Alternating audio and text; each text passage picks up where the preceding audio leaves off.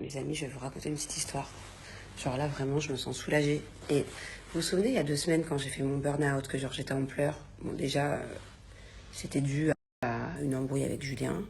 C'était dû aussi par rapport à ma grand-mère, vous savez. Je vous avais dit qu'elle avait perdu son chat et que c'est la première fois que j'entendais ma grand-mère pleurer au téléphone. Et que pour moi, c'est la femme la plus forte que je connaisse. Et ça m'a complètement déboussolée de l'avoir comme ça. Mais c'était pas tout. Ce soir-là, en fait, carrément 2 heures après que j'ai ma grand-mère en pleurs au téléphone, j'ai ma nanny qui vient me voir, Marie. C'est vraiment pour moi comme ma cousine, comme ma tante. Enfin, vraiment, j'abuse pas quand je vous dis que je suis très attachée à mes nannies. Et elle vient me voir et elle me dit, Madame, il faut que je vous parle. Et elle me dit, bah écoutez, je suis pas sûre de rester, je vais peut-être partir travailler avec une autre famille. Parce qu'en fait, elle a sa cousine qui travaille pour une autre famille et elle cherche quelqu'un. Et comme ça lui permettrait d'être avec sa cousine. Bref.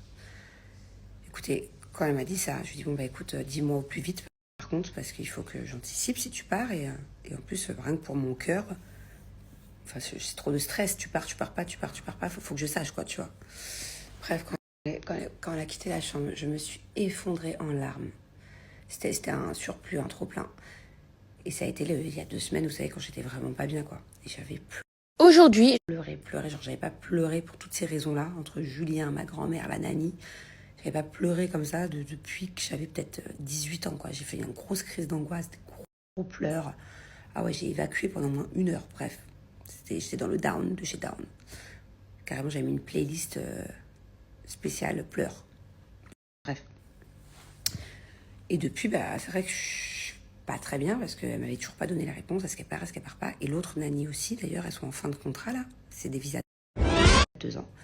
Je lui avais dit, bon bah écoute, peut-être que Marie part, mais est-ce que toi tu restes? Et si oui ou sinon, faut me le dire rapidement, quoi.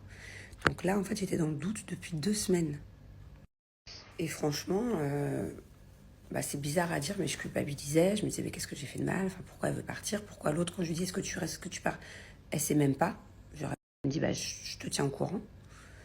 Genre, j'ai l'impression que je fais vraiment tout bien pour elles. Euh, elles sont super bien à la maison. Enfin, je veux dire, je leur rachète un peu ce qu'elles veulent. Elles ont beaucoup de liberté. On leur fait souvent des cadeaux, des petites attentions. Enfin, je veux dire, je suis pas je suis pas une patronne stricte. Je veux dire, on a des affinités, on discute tous les jours, on rigole ensemble tous les jours. Enfin, du coup, ça me faisait de la peine, quoi. Je me disais, bon, enfin, je sais que pour elle, c'est un emploi, mais pour moi, c'est pas des nannies, quoi. Et du coup, je me remettais en question et tout. Et là, en fait, je leur ai dit hier, je leur ai dit, par contre, il me faudrait une réponse assez rapidement parce que je m'organise. Parce que vu qu'on va en France, certainement au mois de décembre, aller au ski et tout, bah, il faut que je m'organise par rapport à des visas et tout. Bref. Donc, elle devait me donner une réponse aujourd'hui. Et même Julien me dit, alors, t'as la réponse? Et j'étais en stress toute la journée. Je me disais, putain, tu peux éteindre, chérie, je peux parler d'un noir. Et donc, elle devait me donner la réponse ce soir. Et là, vers 20h, je les entends, elles chantent dans la cuisine. Et je vais voir Julien. Je sais que t'es tout nu, bah passe. Pourquoi tu veux passer par là? Passe de l'autre côté. Ils me font des commandes. Elle est là-bas.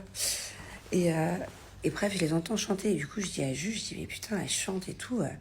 Imagine, genre, en fait, elles partent, elles sont tellement contentes de partir qu'elles chantent, quoi. Enfin, j'étais pas bien. Bref, et au final, elles sont venues me voir ce soir et elles m'ont dit, non, madame, on renouvelle avec vous. On reste encore minimum 2 ans. Vous pouvez nous refaire notre visa.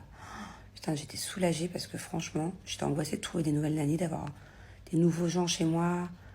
Genre, et elles, je les aime trop et ça m'aurait fait beaucoup de peine, en fait, qu'elles partent pour une autre famille. Genre, pourquoi? Ah non, je l'aurais mal vécu.